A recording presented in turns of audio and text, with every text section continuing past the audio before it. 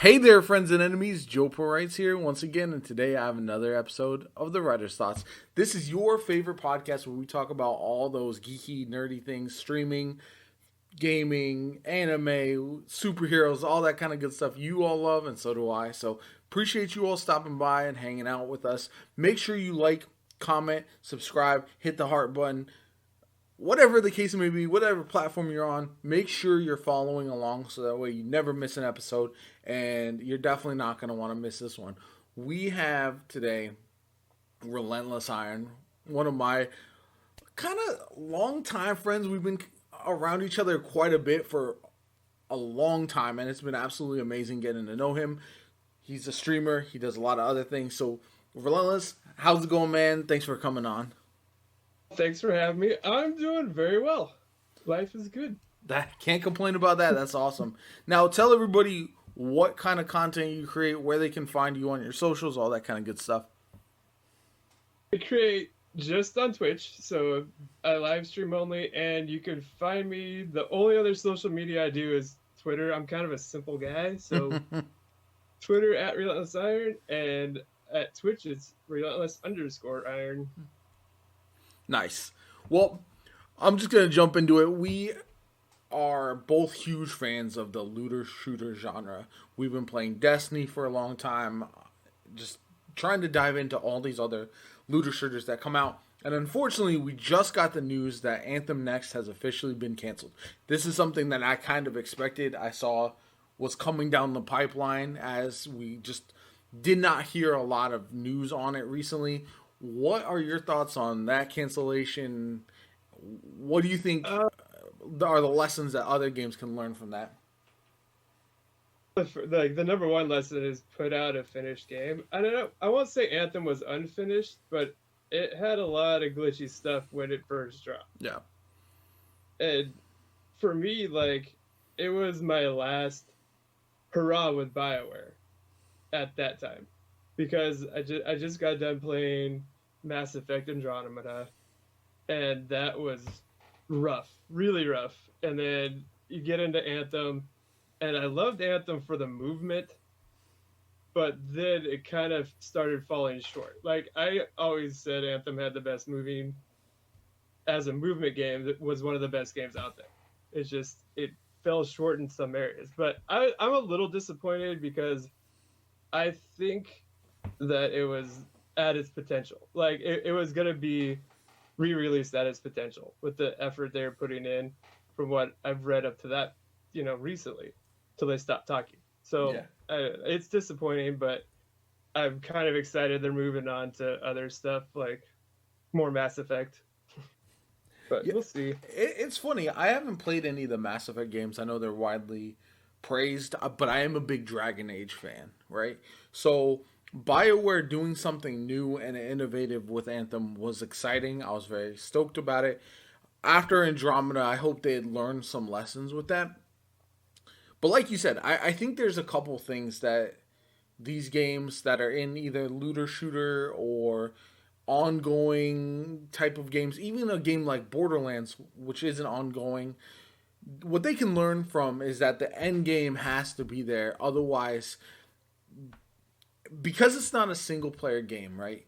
The story is typically not going to be as great or as long as you might expect from something like God of War, Ghost of Tsushima, something like that. So you need to have replayability. Otherwise, people are going to play through the 15, 20-hour story, wonder what's next, and then quickly get bored and move on. And I've talked about this before, but the biggest thing that these companies need to do is make sure, one, they're ready to fix the bugs, because an ongoing game, there's going to be bugs, there's going to be glitches. It's just the nature of the business because you have so many people playing this at one time with servers and all that kind of good stuff. Be ready for that, but also have your end game completed at launch.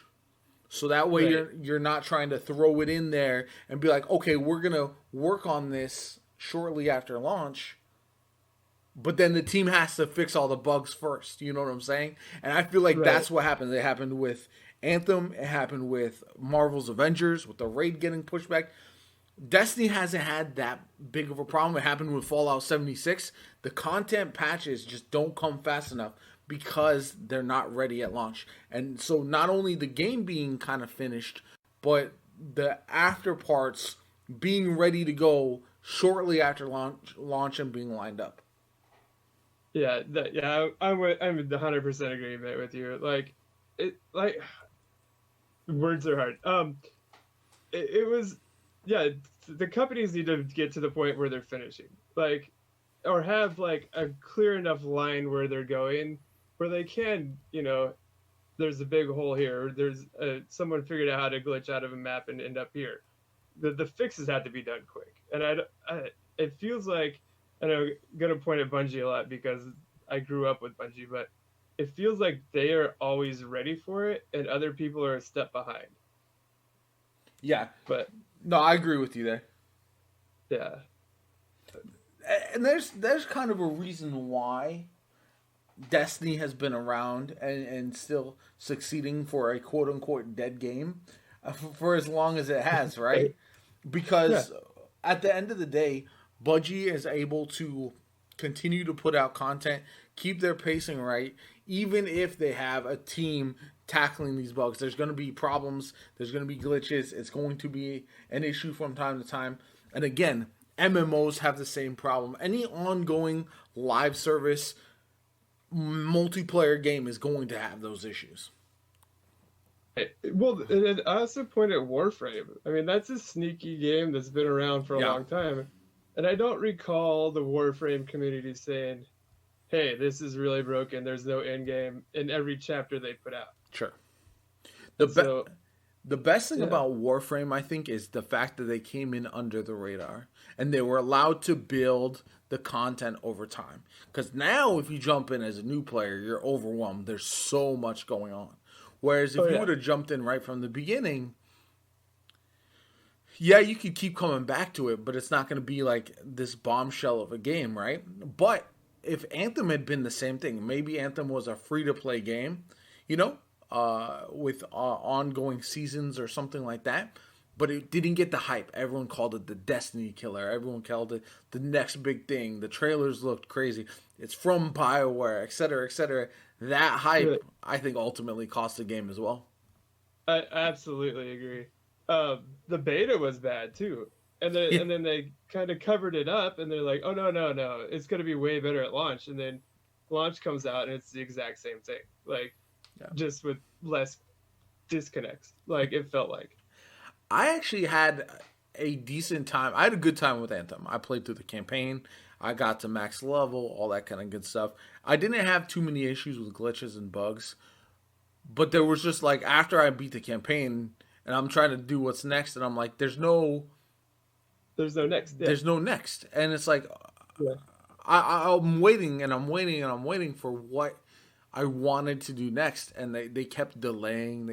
And that's something that I've seen so many times with games that you look at No Man's Sky, that's gone and done a complete 180 turnaround because they kind of kept their communication ongoing, but they didn't release new content. They fixed the bugs until they were fully ready, and then they re-released it as the new No Man's Sky update, and it really kind of hit harder and was what they had originally planned it to be. But it's a shame that Anthem won't be able to do that as well. So it's unfortunate for sure. Yeah, I'm trying to think back. Anthem was 2 years old, or is it just one? Because wasn't that kind of the time when free-to-play was just kind of taking off and people were on the fence? Yeah. It was before Destiny went free-to-play. It was before a lot of games. Like only the really a couple of the BRs were really free-to-play. And some games from Hi-Rez. I know they do a lot of free-to-play games as well. What's the Overwatch knockoff? I'm trying to think of it. Paladins. Paladins, yes. We played some Paladins. That was fun. Yeah.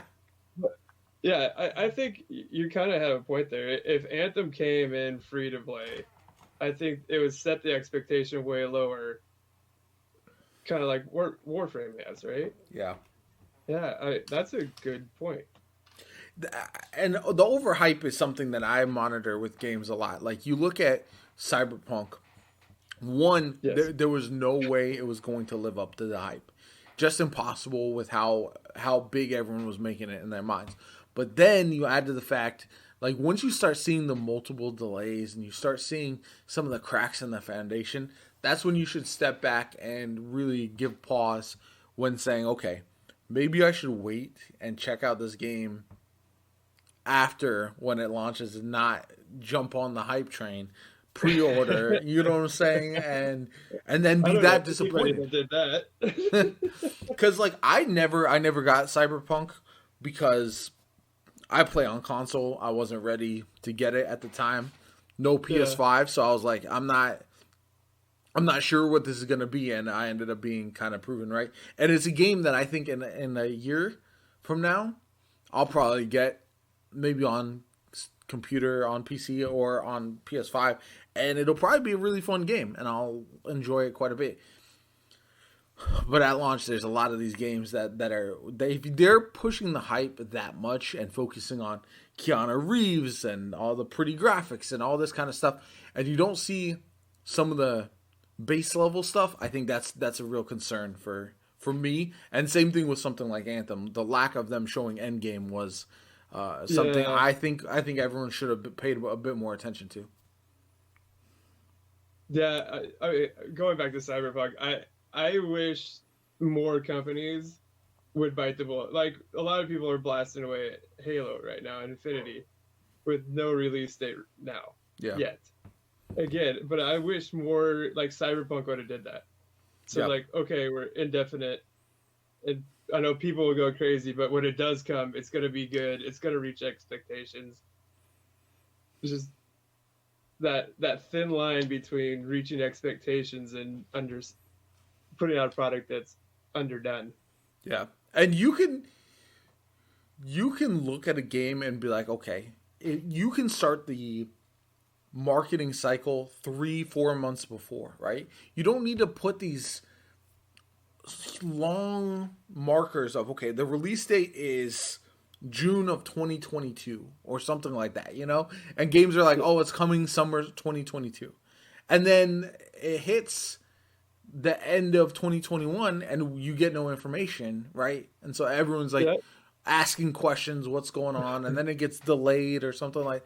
Instead of going through that whole cycle, you are absolutely right. We need to hopefully, and we see this from games more often, is they need to wait until they are near ready and they have kind of an idea on whether now teams can't have a maximum like teams can't have a budget, right, yeah, to do it indefinitely, right? right. But they've got to kind of meet in the middle and at least have things the base solid, because if you're the base is solid of a game, right, and you have the end game waiting in the wings, you'll be fine, and then you can continue to add more content. But if the base is messed up or there's no end game ready, either one of those is going to mean your game is going to last for a short amount of time and then disappear off the radar completely. Yeah. I'm trying to go back and think of another game that was like way overhyped I because we mean, have Cyberpunk. Yeah, I was just like, what game have you thought has come out that way? Like, so there's been a few that I've seen that I was personally hyped for, and I know got a lot of mainstream attention from Fallout 76. That was one I know a lot of people were stoked about. Oh, we're gonna play a Fallout game, but have be able to interact with other people and co-op and all that kind of good stuff. And that flamed hard. Although I've heard that it's gotten back in shape, but one that was early in the PS4 life cycle that I really enjoyed, but only briefly because there was like almost no content, was Evolve. Did you ever play that game? okay, I didn't play that. I know it. You were either a monster or you were Yes, one of the four hunters, right? And you would go try to yes, defeat the monster. It was such an amazing concept that I think could be fantastic, and they just didn't have anything there. There was no substance. It was pretty, it was fun, for a short term, but then after that there was nothing there. And that is a game, if that game came out now with as a free to play game and then got built upon over time, it'd be an absolute gangbusters. It'd be such a huge hit. And I really enjoyed the concept behind the game, and it just did not. Nothing came of it. It was unfortunate. Yeah, more people should take the Fortnite pattern. I know a lot of people lambast Fortnite, but the way they did it should be a pattern for a lot of people that are trying to get in the door. Like, yeah, I don't know if AAA should do it that way, but if you're starting something new, Fortnite's recipe isn't a bad place to start. Sure. And put out a solid base game, make it look cool, make it interesting, and then keep building those building blocks on to now you're seeing mainstream stuff in the game and you want to play as the Mandalorian. Like, no, that's exactly it. And it's kind of crazy. They don't get enough credit for that. You look at the end of season events. That's something a lot of games have started introducing. And that was Fortnite, which brought that into the fold. And that is a game changer. You get thousands up to millions of players all at the same, logging in the game in the same spot at the same time, enjoying an event that's happening live. And it's mind-blowing to think that's not only what we've had so far, but probably the future of end of seasons for other games, like lots of other games. So, it's so great. Yeah, it's interesting. Like, but you think about it on the other side of it, for the tech side of it, that's a server stress test right there. Oh, unbelievable. So the other thing that I've been kind of excited about, and this is kind of goes hand in hand with Anthem, is Outriders. The demo is dropping on Friday when this podcast is going to be released. Or it's dropping on Thursday, but I know a lot of people will be diving in on Thursday and Friday. So by the time that's released, this podcast, Outriders demo will be out and everyone will have hands-on time with it. So that's a game that's gotten a lot of hype recently. There wasn't a lot of noise about it, right? And then all of a sudden in the last 2-3 weeks on social media, I've seen a lot of people are hyped about it, a lot of people talking about it. But they have done something I haven't seen a lot of other games do, with a clear path on what to expect. They've been very specific in all the things that are coming with the demo. They've talked about their end game. They've talked about how loot works, everything like that. The gameplay is going to win some people over, being a third-person kind of cover shooter. But it's not really a cover shooter, because I know one of the mottos is cover is for cowards. Yes. But the fact that they've been so detailed about what is coming and what to expect has me excited, because it makes me feel like they're confident in what they have, so they're not afraid to like hide things. You know what I'm saying? I 100% agree. I think their communication, and it's been within the last month and a half, right, has been fantastic. Like, and not only that, it's like, hey, our demo is coming. This is what to expect from our demo, and these are what our character builds could be. Like, I like that part. Like, do I want to be a pyromancer, or do I want to be something else? It's like, I kind of like that. And yeah, I really do like what they're doing. And like, I was on the fence, and then, people in my chat are like, hey, you should check it out. Hey, you should check it out. I was like, it's just going to be another attempt at knocking off Destiny, or it's going to be, lukewarm. And I saw it at E3 or something, like, I don't remember, one of the conventions that was online, and I saw a little bit of it, and I was like, okay, maybe. And now, like you said, they're confident in what they're putting out there, and it doesn't feel shammy like a lot of stuff. So I'm there. I'm gonna give it a shot, and I like the fact that they're doing a demo instead of a beta. And I like that, they're like, gave a clear path. You're going to do X amount of missions, and then you'll get a little free play, and then you'll have space to roam a little bit, and you have a hard level cap. Yeah.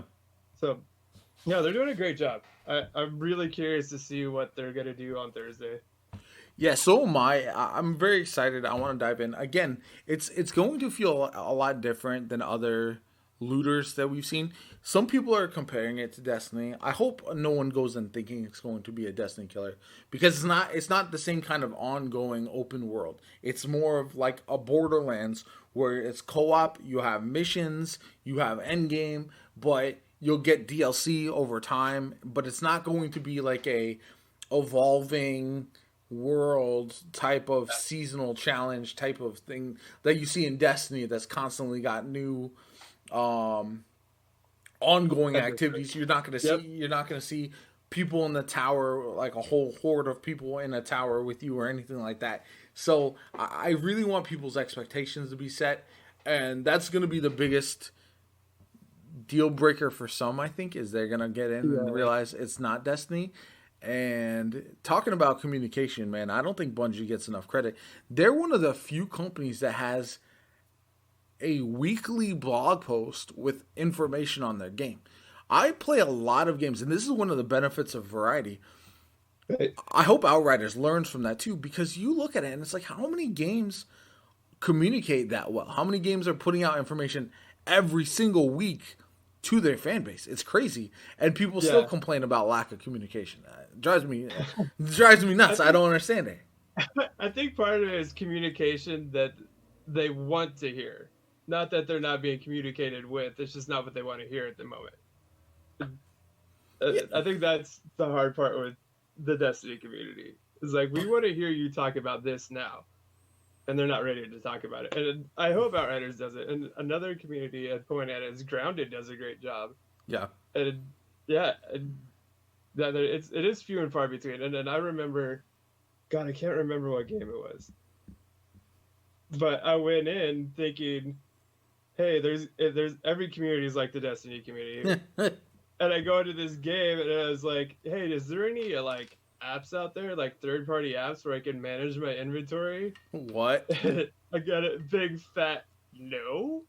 It might have been Warframe or something like that. And they're like, no, they don't have anything like that. They barely even have a website that functions with your character. I was like, okay, I've been spoiled for a while. Yeah, it's so crazy to think about. Go ahead. Yeah, no, I was gonna say, I hope Outriders is somewhere in between. Sure. Like, yeah. Yeah, I don't know, man. It's the most interesting thing to me about Outriders is the fact that I don't normally play third-person games like that a lot, but I started playing Rogue Company, which is more of like a PvP-based game. But I've kind of gotten comfortable with it. I never played Gears of War or anything like that, but this feels like Gears of War meets Destiny meets I don't know what it's a nice mashup. Yeah. And I'm excited because it does look like it's a game that you can really sink your teeth into and make builds, and that's one of my favorite things. Yeah. Whether it's Destiny, whether it's a Diablo like game, whether it's Marvel's Avengers even, if I can make builds and build my character out to be how I want it to be, I'm a happy man. That's just one of my favorite things to do. That's a great appeal. I mean, that's what I do in Destiny. I'm not about the in-game stuff, and I used to be about PvP, and now it's just like, dude, I'm gonna build the most efficient build to make it feel like I want to play. Yeah. Like where I feel powerful. And another game like that, and I think you did touch, and I kind of thought about it, is it might be, Borderlands meets Destiny meets what else did you say? I forgot. Gears of War. Yeah, Gears. Yeah, and that could be really interesting because it could be a clean Borderlands on top of that. Clean's a weird word. Like a different style of animation. Sure. And it could be just like Borderlands, and that would be okay too. Borderlands is an interesting game because it's got a lot of great factors. I really enjoy the way they do their humor, some of their storytelling and everything. But it's also got some reasons why it's never going to be the most popular thing. One, the rating, right? The maturity level, like all that stuff is not really conducive to widespread success like a Fortnite is. You know what I'm saying? Right. Then you've got the way you have to repeatedly farm gear. Fans of Borderlands love that, right? You Right. load into a boss, kill it, see your loot, exit the game, load back in. Constantly just farming a boss endlessly for the perfect anointment, the perfect role. And that's something that I don't think a lot of casual fans are going to want to do. They're going to want to go in, play the game naturally, and get their Right. loot that way. And it's just not the most efficient way, unfortunately. So that was a problem. And then the biggest issue Borderlands 3 had was the lack of seamless co-op. Whether if you're farming a boss, you had to rejoin the session every time. The matchmaking was bad.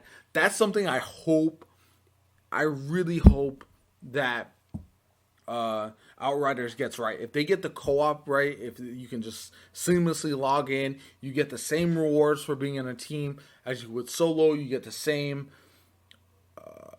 Like maybe the challenge is a little bit harder, or whatever the case may be, playing in a group, but I want to feel like my co-op is my favorite way to play, and I'm being rewarded for doing that. And it doesn't feel like I gotta jump through hoops in order to play co-op.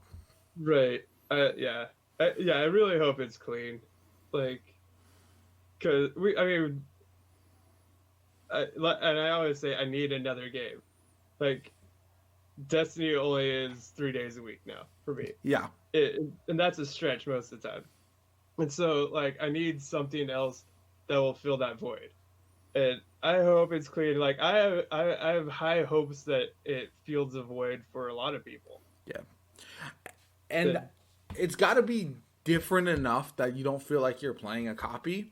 And so you have something kind of fresh to play, but also gives you that same, like, okay, I can log in for my couple days a week and get that fix and feel like I'm making progress and I'm enjoying it. I'm playing with buds. I feel you on that 100%. Yeah. Going forward. Yeah. I'm the same way. Like I said, we both do variety of things, so it helps to have multiple options. And the season Destiny is a perfect example of a time where I'm looking to fill that void even harder because I might be down to 1 day a week on that game. So. Right, exactly. It's like I don't even run Pinnacles. Like like I'm good. We're just ready for next season. Yeah, exactly.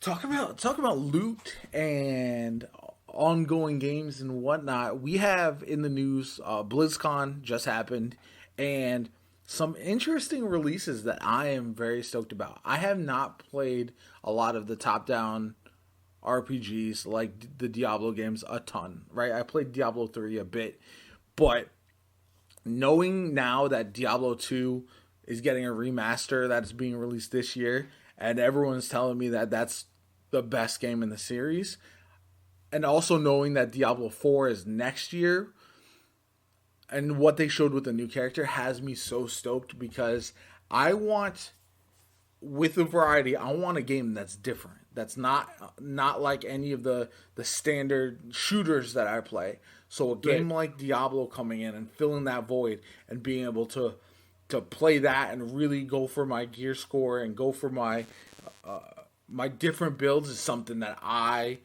cannot wait for. So what do you think of BlizzCon? Are you excited about Diablo at all? What are your thoughts? Pleasantly, like I don't play top down that often either.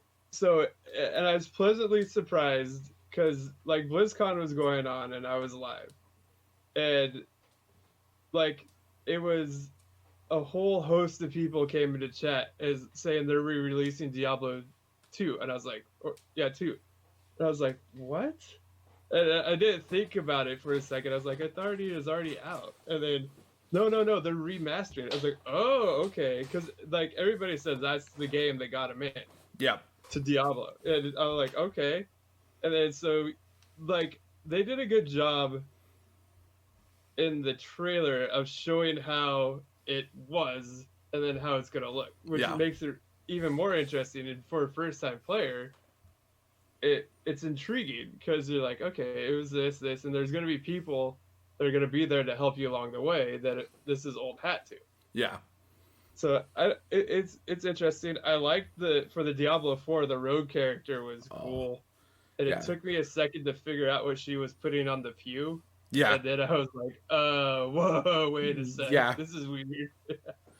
Yeah, so, and this is, I feel like they both games kind of tie into each other, because folks, longtime fans of the franchise, are saying that Diablo 4 looks like it's harkening back to Diablo 2.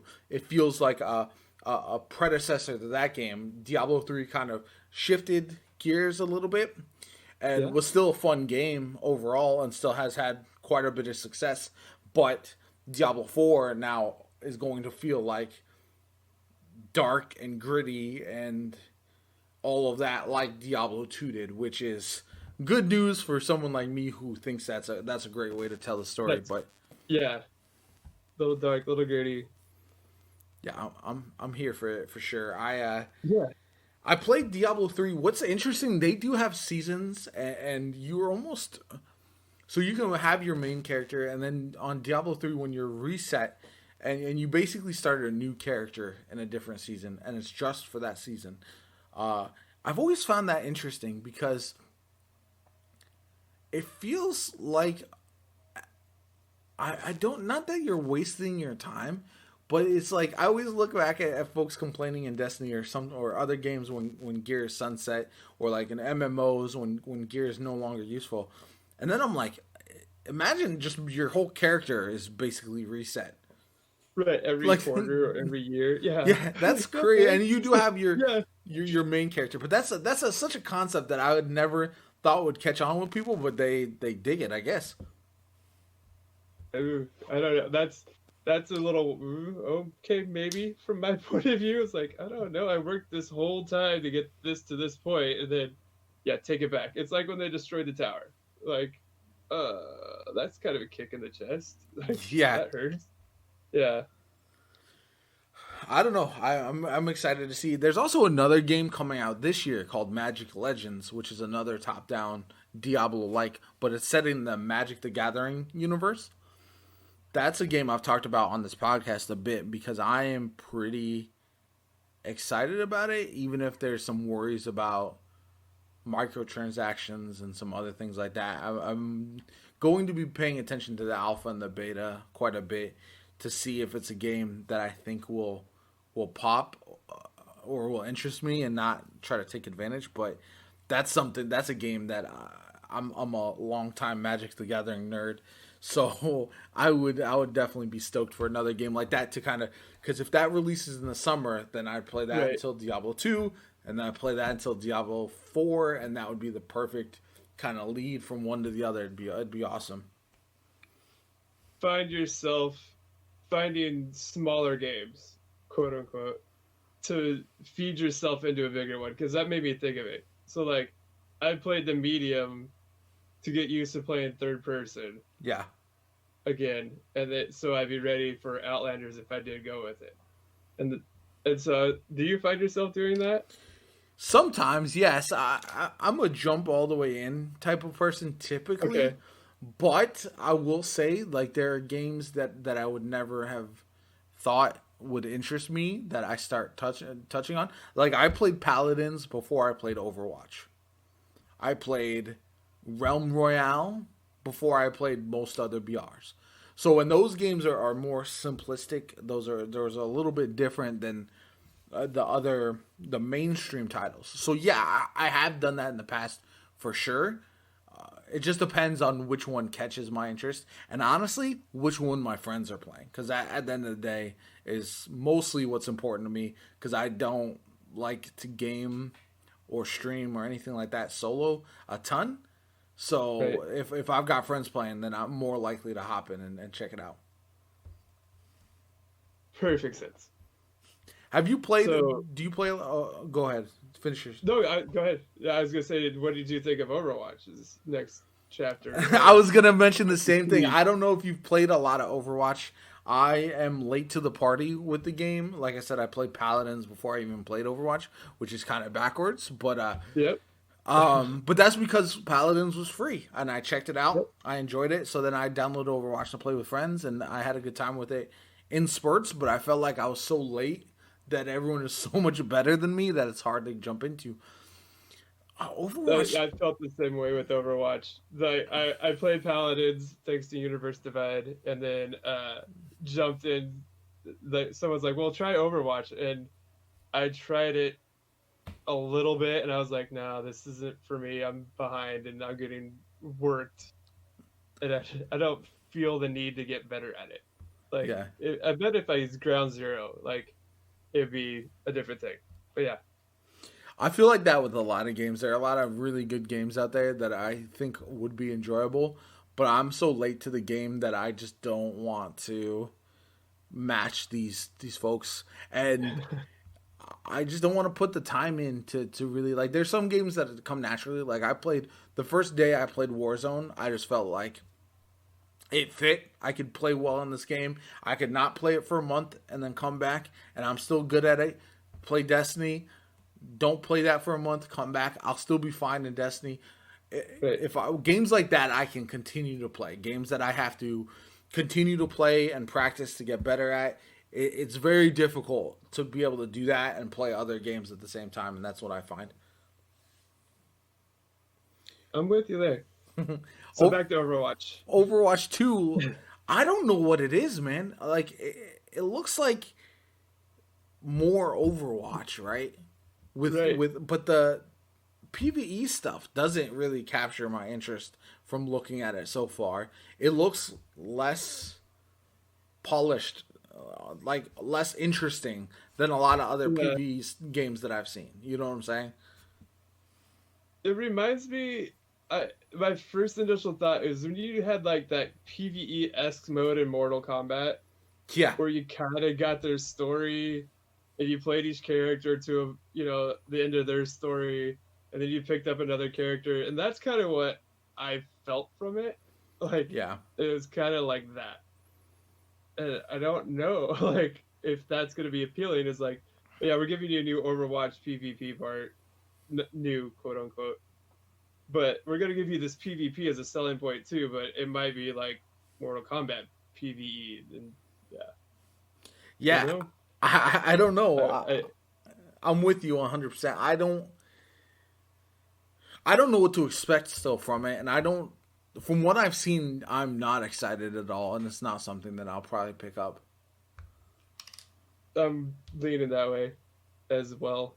Unless they do something mind-blowing like, hey, here's 40 hours of PvE that gives the whole story of Overwatch up to where we are now. Then maybe, and if they made it free to play, I'd totally be on board.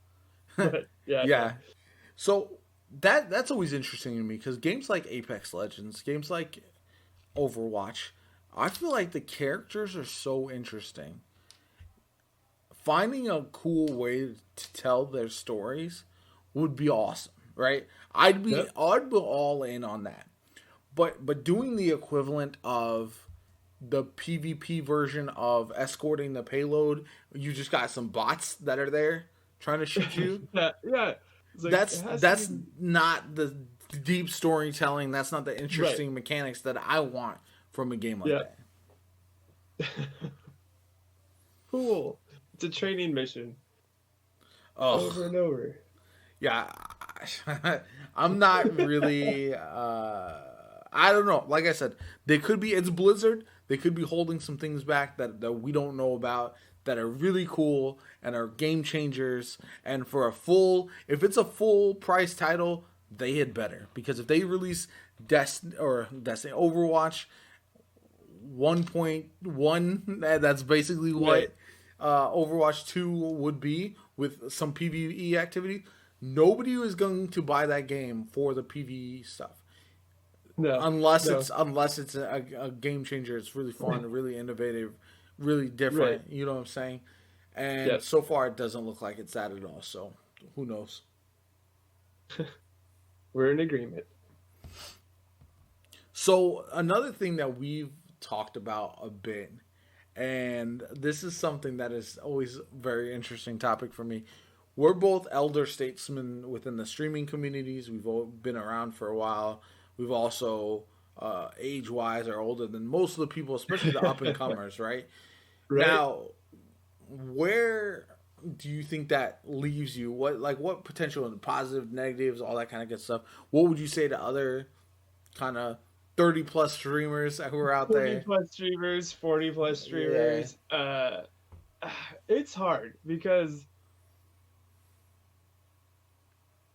I like the point, I use Urban Dictionary. I feel like a lot more that now, than before I was streaming.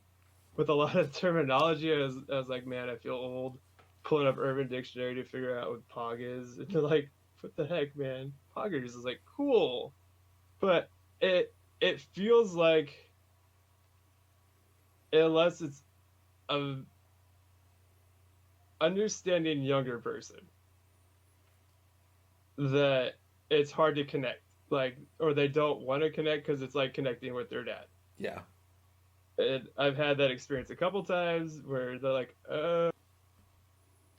especially like when I turned on the face cam. That's when, like, I thought it was my face, but it was more people thought I was younger than I actually was. And they're like, this is kind of weird. This guy's got gray hairs in his beard and twice as much now. But it made it weird. And then at the same time, it made it kind of cool for the people that come back and look up to you as an adult figure in their life. yeah. Which I kind of accept because I'm a parent as well. And then you go on the other hand that, like, I don't have a 20-year-old's hours to put into all this. So I have to cut, time where, like, they could put 20 hours in a day, with social media and networking, and they could throw up a 12-hour stream, and, like, there's no real responsibility out of just focusing on that. And it makes it kind of interesting at times. And, like, in 2020 just turned it over because my kids were at home. And, like, I wrote down a schedule. I was like, I send my kids, each day had a schedule. I take my kids to school. I jump in, I go hang out in streams for an hour to 2 hours. I stream 10 to 2:30. I pick my kids up from school, then I spend another 2 hours in stream or talking in Discord or something like that. And, like, when that went out the window, it feels like you're alone and on an island, because you don't feel like, hey, I'm not spending enough time visiting the Joe Pods or the CWGs or those type of people that you really appreciate, or even the Red Queens, like, that have done stuff for you, and, like, I feel like I can't give anything back just because of time constraints. Yeah, I don't feel like anybody should feel bad if they don't have the time. It's just what it is. And obviously, family should come first. I'm a dad as well, so I understand that fully. Not to mention that a 12-hour stream, my body feels like ass afterwards. Holy, like, I've gone 24 hours one time, right? And I feel like my whole week was wrecked. Meanwhile, you've got people out there dropping 20-hour streams weekly, and it's like I can't do that at this point. Like, I might do one if we do something awesome for charity or whatever the case may be. But I'm with you. I think it's hard because even if you have a lot of time, right, it's hard to do all the things that you would want to do. And then adding the fact of other responsibilities and changing schedules. And yeah, like you said, with COVID and having the kids around, so much of it can be up in the air and mess with your flow. Yeah. But oh man, it is very rewarding when, one, you find other people who are your age, right? Because we're of the age that when we were growing up, video games were kind of people thumb their nose at it, call nerds, geeks, whatever the case may be.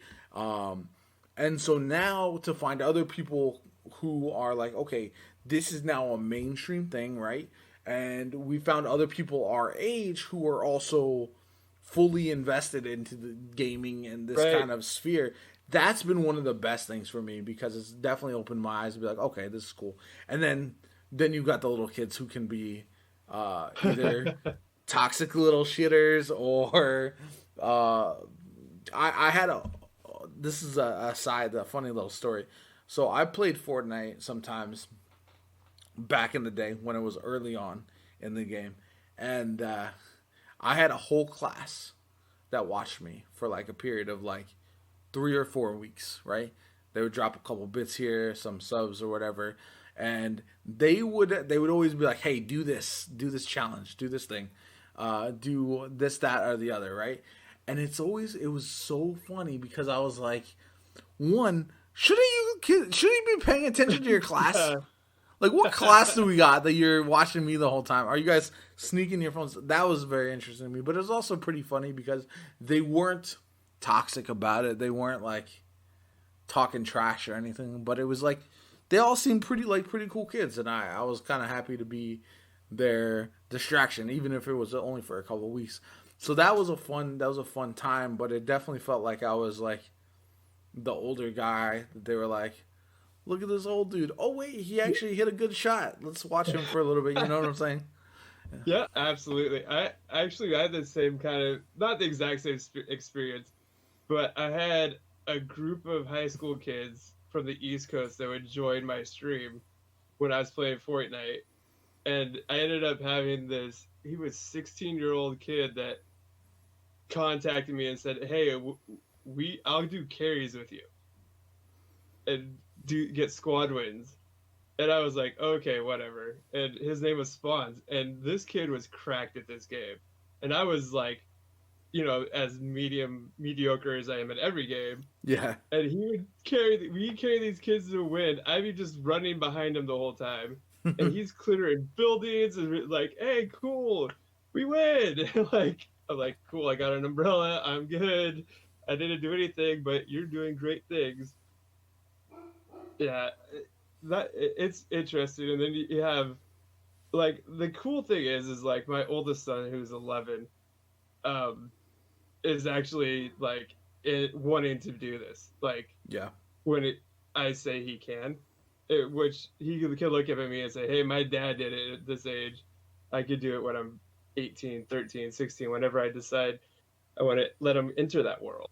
And that's always a cool thought. And that's like, "Hey, you'll be Relentless Iron in 5 years. How about that?" And I'll retire and be the guy in chat, Yeah. the old grumpy mod. Yeah, what's funny is so I have a 16-year-old, and then my other son is 12, right? So about the middle one, and he's about your son's age, and they're very good at Fortnite specifically, and so they would carry me. That was always a fun stream, but yeah, I've kind of encouraged them to be like, start off doing something that when you're old enough that is going to be easy to do, even as you have a job, even as you go to school and do all these other things. And that's why I was talking to them about doing YouTube at some point, Oh because yeah, I feel like it's an easier transition. And if you can start doing that and be like, okay, be consistent, one video every 2 weeks, right? And then once you get comfortable with that, if you have the time, add a second video once a week. Something like that. Whereas if your streaming has to be such a consistent endeavor that it's very difficult to stick with, and if you haven't done it before, if you're not used to keeping a schedule. And that's something that I've seen quite a bit, and I'm all for encouraging the kids to try things out and see what sticks. yeah. Well, I always tell people, I was like, "Man, if this was here when I was in college, I would have streamed all the time." Yeah. Like it's like, yeah, 20 years ago. It's like, because all I was doing was sitting there playing video games anyways with a room full of people, Yep. typically, like in a dorm room. And I was like, how cool that would have been? Like, some of y'all don't realize what you have. Like, that is so cool. And you can monetize it. I mean, not that I'm about the money, but that's pretty dope. Like, I could buy my beer money for the weekend. Like, Yeah, you can yeah, fill the gaps that you would be filling with a part-time job with content yeah, creation, right? And that yeah, is great because it allows you to do more of the stuff you enjoy and less of the stuff that you do because you have to. right. Well, and on the other side of it, if you're going into business and marketing, I mean, that's a good thing to get experience in because I mean, what's social media you know, you're marketing yourself, your stream, your stuff. No, yeah, that's exactly. There's so much, and this is it goes for sports. It goes for a lot of different things in life, but content creation is such a potential tool for self education, right? You learn Right? to, like you said, you learn to advertise your own stream.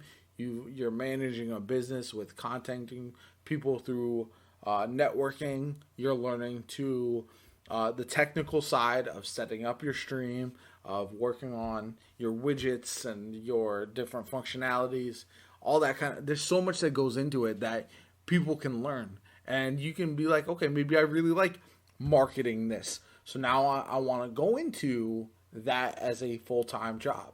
Maybe I like the technical side and I want to get into coding or something of that nature. Right. And there's so many ways to lead into actual full time careers outside of just content creation as well. That Right. I think you can learn tools and tips that will help you for the rest of your life. Well, and how many graphic designers do we know that are graphic designers now, but started out like, oh, I wanted to build my own emote for my channel. So I started messing around making graphic designs, and now that's what I do. Yeah, no, It's interesting. that's absolutely crazy too, and it's something that, again, okay, so going back to content creation in general, what most streamers and then especially younger streamers miss is that there's so many avenues to approach things that just doing your 20-hour streams a day is probably not the most efficient use of your time. And that's Right? something where I feel like us elder statements, we know that, okay, for example, if you get into the graphic design stuff, I can do that. I can either save myself money, I can maybe generate some revenue to put back into stream. You can do all that other stuff that is going to be more efficient than just, like you said, going into other people's streams instead of just locking in and be like, I'm going to stream hours and hours and hours and see what happens. And it's so hard to grow and become successful doing that these days. Right? Well, time management, and also on top of that, if you're doing graphic design, that's more content for you. Yep. Like, hey, like Lunchbox does, he does it live, and you watch him design something, and that's his day of content, and it's amazing. Like for a person that can't draw, can't do that kind of thing, I sit there in awe watching these guys Yeah. do 100%. that live. Yeah, like whoa, Well, the other thing people don't realize is that, for example, YouTube, you can do your YouTube intro while you're live. You can do a YouTube video while you're live. You know what I'm saying? yeah, And you can clip that down and put it on YouTube. And it doesn't have to be just throwing up the VOD of your stream on YouTube because I feel like those are not going to be super well received unless you're doing a yeah, full playthrough right, of a single player game that's got like for example Outer Worlds where you have a lot of different choices and you do a specific type of playthrough that has potential, but typically you're going to want to have edited videos. But right, on Twitch you can edit down to like the 20 minutes or so, 15 minutes of your video, and then the editing is relatively easy if you do it live and then you're able to make some adjustments. You know what I'm saying? And that's something that I don't think enough people take advantage of. Because even when I can post a video of a reaction to a trailer that I watched live, and those actually do pretty well. I can do the in Destiny the new battlegrounds, and I'll run. I'll know that I'm making a video, so I'll run a specific loadout. And maybe I don't like the first run through, but the second run through goes smooth. I enjoy it. Boom, there's my video right there. And if you plan that ahead, I think you can really, really take advantage of multiple platforms at a time. Right? Yeah, I like it. Yeah, it's like, and I haven't really dove into the YouTube part. And it was funny when I first started. I watched the Professor Broman Streaming 101. Yep. And one of the things is he said, diversify, but find where you want to start first. And so, like, I edited a bunch of videos together, and then I streamed live on Twitch through my console, and I found that was more enjoyable than sitting here and editing videos. But, like, now I like, me and Hop have been talking about kind of moving over some stuff to YouTube because I have zero YouTube content except for my music playlist. Yeah. And so it's interesting to hear you talk about that. I was like, wow, that's something I could easily incorporate into what I do. Yeah. And I think thank you for that. No problem. And I think, again, like you said with Lunchbox, being able to multitask is going to be your best bet for anybody who, especially if you're limited on time, right? You can film, like, if you don't want to do YouTube, but you want to do TikTok, or you want to do YouTube Shorts, for example. Man, I've been getting 500 plus views per YouTube Shorts. And I know not a lot of people are using them, but you just put hashtag shorts at the end of your YouTube video. If it's under 60 seconds, and they take almost no time at all to film or whatever, or I use clips from stream, right? And that's where one thing I do often, right? I know you can highlight on stream, like you hit the highlighter button on the dashboard in order to save that spot, but that doesn't always work very reliably. You can write down the time in your stream or something like that in order to make sure you get those clips if you don't have people making the clips for you. And that's free content for other platforms as well. And I think a lot of people are missing out on stuff like that. Yes, I am one of them. So, but yeah. It's hard. It's not easy, especially if you had like a 3-hour stream, you missed the clip, and now you got to go back, think about going back and watch the whole thing and remember where it's at. I get it. It can be very frustrating. Never done that before. Brad, I had this punch it. I've done it. I've gone back through a 5-hour stream, trying to look when I did a charity stream, and I was trying to look for this massive dono someone did, and thank them for it, and then show my reaction because it was a relative that wasn't watching the stream, just clicked the link to donate, and I was trying to send them that, and I went back through 5 hours of stream just to find that one clip, and that was tasking. Yeah, I can imagine. Yeah, I was like, nope. So coming full circle, the last thing to touch on for me tonight is the new season of Destiny. How are you enjoying it so far? What do you think of it compared to last season? And do you like the direction that Bungie is taking the game? I like the direction. I think I had a different expectation for last season. Historically, Bungie, when they drop a new expansion, the season that's along with it, it's a little thin. Right? So going into this season, I hoped, because I got to the point where I'm trying to temper my expectations of what they're doing. So I hoped it was going to be better.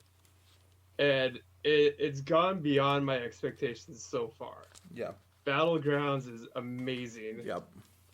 I always say the name wrong, not Prestige. Presage, thank you. Yeah, Presage is amazing. That ship, like the visuals that they put into that was so good that and it's a fun mission. It's challenging, and then they did the master one right now for the catalyst, and we couldn't even get through it. It was so challenging. Yeah. Like we get to the boss and we have 3 minutes left, and you can't burn that boss at that level. Yeah. At that speed, it's really challenging, and we actually came to the point where we were like, last night we're like, nope, we're gonna wait another week, get some more leveling in, because it's a challenging activity. Yeah, I do think there's still some questions about PvP. I'm not a hardcore PvP guy, but I do think there's some things that need to be looked at there.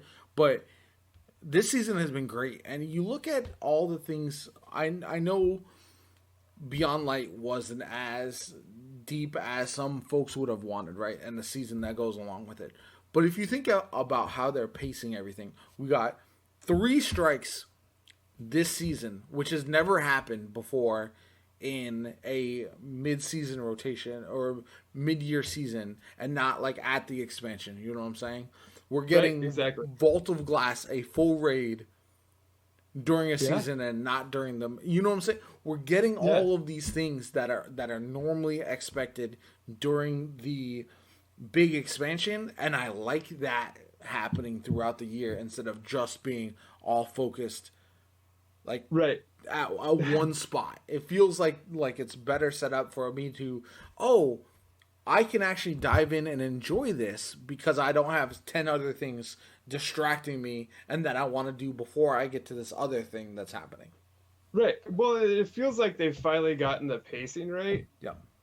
Like, I mean, it's, something drops this week, something drops this week. Iron Banner, something will drop. And they keep, like, I think that's what it feels right. And then, I mean, we're in a weird class of Destiny player, right? We play, more, I don't know, I put in probably about 14 to 18 hours a week playing Destiny, and that's on a normal week. But if you look at a casual player, 30-year-old working 40-hour week guy, but Beyond Light was a lot for them. Like, some people haven't got through Beyond Light yet. Yep. And opened up all the stasis stuff and aspects, and then they come into this season and it's more, and they're like, and it's the FOMO everybody talks about, but I was like, you don't have to worry about that. Yeah. And then talking to some of the clan guys, is they're so worried about getting the weekly challenges done, the seasonal challenges done, and you got to remind them, it's like, hey, that's going to be 10 of the 12 weeks. So you're going to have 2 weeks at the end of the season to pick up what you haven't gotten done in these. Not to mention, if you do them later in the season, there's probably going to be a lot of crossover where you can get multiple done at one time. So whether it's PvP ones, whether it's Gambit ones, so there's really no reason to rush through strikes. The same thing. So unless there's something you really, really want, like you want to farm for a swarm this week or something like that, there's no reason to rush. And I do agree with you on that end. Yeah. A bottom dollar that never drops. I got one my third game, so I don't know what you're talking about. No, I got one really like the first week within the 4, and I got one, and then so I played all last week, didn't get a drop. I played today, and I got a hip fired. Like, thanks for that. Yeah. I didn't say I got a good roll, but I did get one. But it's interesting. I was doing 1270 Nightfall. I got a shadow price on my second run. So, like, sometimes RNG just hits you right, and it's good, and you never know. But I hope next season or soon enough that PvP gets some new maps, maybe a new mode eventually, a return of like combined arms or some old mode. I don't know, something to freshen things up. Rift, I would love Rift back personally. But well, that's funny thing is that's how I got into. Well, I got into streaming because people wanted to watch. Our clan wanted to watch the 6 guys running Wrath in the Machine. Yeah. Finish it. So we did that, and then I LFG'd PvP one day, and we were playing Rift with a bunch of people, and somebody said, "Hey, I want to watch you play Rift. You're play different and more aggressive." Like, I took my football background and took it to Rift. And that's how I started streaming from my console more constantly. Was someone wanted to watch me play Rift, and these 8 people showed up whenever I turned it on from my friends list to watch me play Rift. That's So awesome. Rift would be back. Yeah, PvP is hurting, and I'm really looking forward to the State of Destiny blog to see how much they touch on it. Yeah. Because it's hurting, and I can't say it's stasis, because as time goes on, I'm getting used to countering stasis and the things that are going on with that.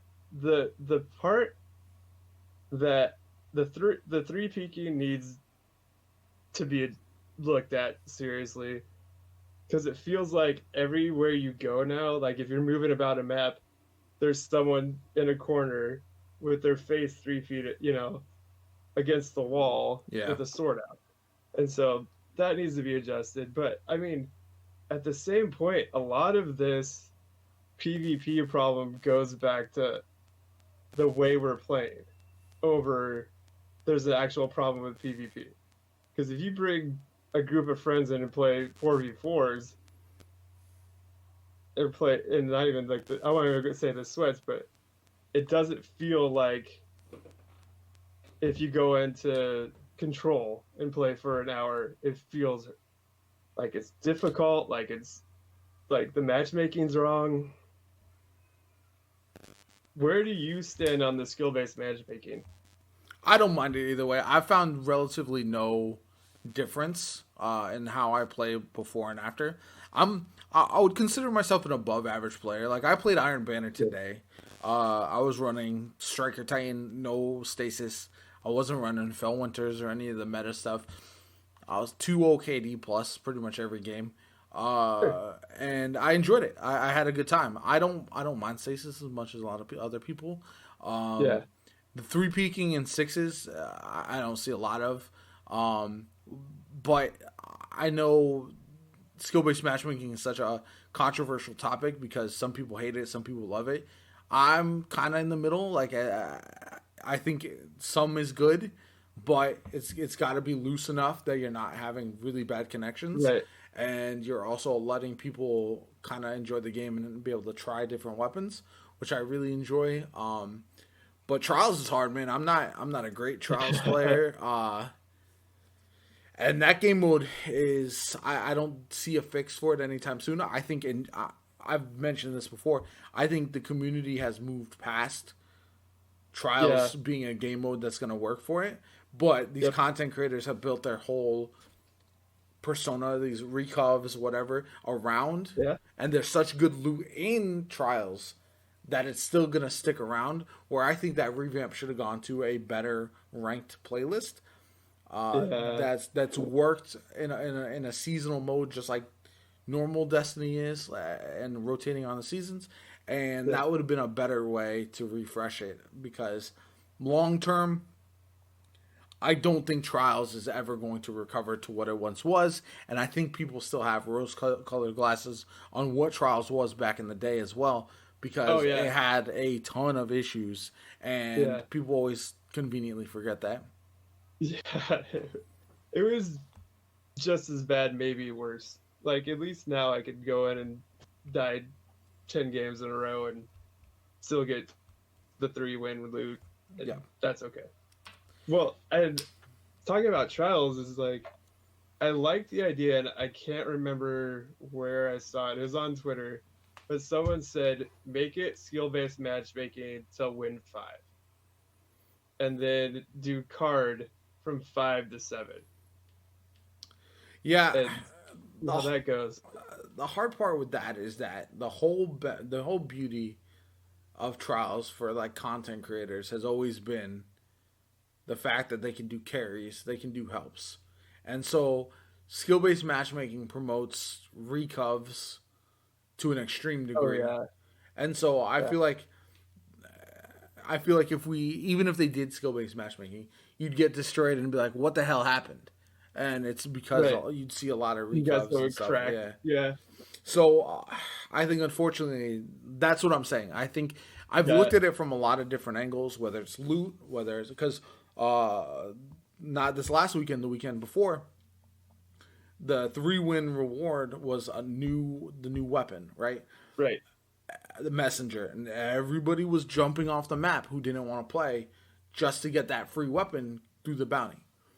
So I don't see how you fix that. How you fix all of the issues. I think it's a game mode that is past its prime, and I don't see a way to fix it long term, unfortunately. And I've seen suggestions, and a lot of them have their own drawbacks, and that's just the way it is. Yeah. I'm with you. I think it's broken. It hurts. Like, and the amazing thing is, how many hand cannons have you seen on your side of the world? Like, it feels like a lot of the trials hand cannons, like I'm seeing a lot more than, the 20,000 people or whatever that went flawless. I saw It's interesting. I saw a ton of them when I was playing trials, and I saw a couple of them in Iron Banner, but not a whole lot. But that's because the Iron Banner quests are SMGs and pulse rifles. So that's a good point. a lot of people, and I said this on Twitter. I actually like when they put those specific weapon quests in, because it forces people to use something different, and then you're not seeing the same boring ass meta that you've seen in quick play for the last few weeks. So a lot of people disagree with me, but that's just my feelings on it. I'm with you. Like, I feel like there's more diversity this year so far in PvP than other years. Yep. It's just overshadowed by a lot of people's opinion on stasis. Yep. Because I feel like I could go in with whatever primary I want and be okay. Yep. Like, I'm not going to be a world beater, but I feel like I could go in with a Vigilance Wing or a Mida or any hand cannon in the whole arsenal now and be okay. So it might be a little overshadowed by stasis, but it feels more balanced in sixes than it's ever been. Yep.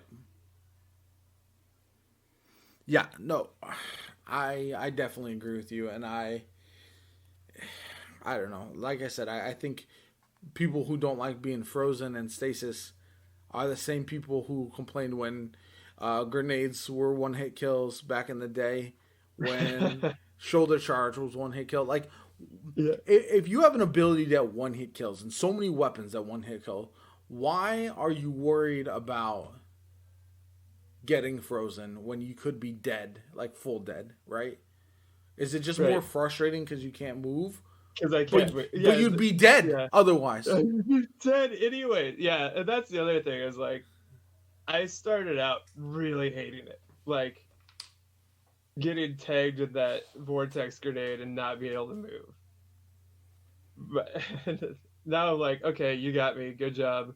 If I didn't anticipate it coming, it's on me. Like, that's maybe part of what's wrong is taking credit for yourself, saying, hey, that's on me that I got caught in this situation. Like, that's on me for running through this doorway not expecting a squadron to be there. Like, some of that is on the player base. Like, the unwillingness to adjust. Yeah, no, I can see it. And I say that I do understand some of the frustration, especially right now with the hunters. I feel like they get their abilities so fast and they have so many options that it can be very difficult when you're playing trials, for example, and you've got 3 of those hunters, and they have nades, they have their dodge that can freeze you, they got their melee, the shatter dive, so many options that they get back so fast, right? The Titan, the super lasts way too long. Although I played Bottom Tree Striker, and I got a nice little 6-piece with the super because the shoulder charge lasts basically forever as long as you're getting kills, and people just conveniently forget about that. Like nobody cares because they're not frustrated because they're not frozen. I'm like, yo, I just mowed through the whole team with the super because I was able to keep it up for so long. Well, I would blame Barrage this Iron Banner just for a change, for fun, and it surprisingly is effective. and you stay out of that range of a person countering with the hunter super. Like, come out, you jump, you throw your blade barrage, they throw theirs, and you have a shot at living through it. Yep. Over it. So if you go, tornado versus tornado, you can both be dead, and then kill 6 people after your revive. Yeah, I run a lot of Sentinel Titan with the suppressor nades, and I'll toss on Armamentarium, and I like making people mad with that. Popping them out of this. It's annoying, but it's funny. It's annoying, but I'm okay with it now. Like okay with it. Yeah, no. Do you think they'll bring in a guns only mode like a lot of people have been talking about? Their rotating modes haven't been great so far, so I would be fine with it. I probably wouldn't play it myself, but I'd be fine with it for the folks who want something like that. I would find that absurdly boring. But I don't play Showdown really unless I have to for a challenge. I don't play. I do play Mayhem. I like it because it's quick and easy to do. And it can be shenanigans only. When I'm running it, it's just funny. But there's a lot of game modes that I don't play that are in the rotators. So it's like, why not add something that a lot of people want and see if they like it? And if they come and play it and they're like, oh, why is it so sweaty? Oh, because only the sweat lords want to play that game mode. Then they would learn that. I mean, they'd probably blame it on something else, but that just would be part of, I think, the I told you so from Bungie at the end of the day. Right. I really think there's an I told you so coming. I really do. Just with the toxicity from that part of the community. And, like, I don't disagree with a bunch of it. And I agree with some of it, but it's the way they're going about it. Sometimes you're like, ooh, no. Like, and the fight, you could play something else and then have some guy go on a tear about wanting to play that game and not something else. Is like, it's on you, dude. Yeah. No, I'm with you 100% for sure. So, hey, man, we've kind of gone past the time, but that's no problem. That's no problem at all. I appreciate you hanging out, stopping by. Again, hit us with your channel link and let me know where the folks can find you. You can find me on Twitch at Relentless Iron _ Oh, wow, that was bad. Twitch, Relentless _ Iron, and on Twitter at Relentless Iron. Awesome, man. Hey, it was a pleasure, an absolute blast. The hour plus flew by. Thank you so much for being on today. It was great. Thank you for having me. Anytime. You guys have a great day, night, year. Folks who tuning in, thank you so much. As always, make sure like, comment, subscribe, heart, whatever the case may be. My name is Joe Perites. I hope you have a great one, and I'll catch you all later.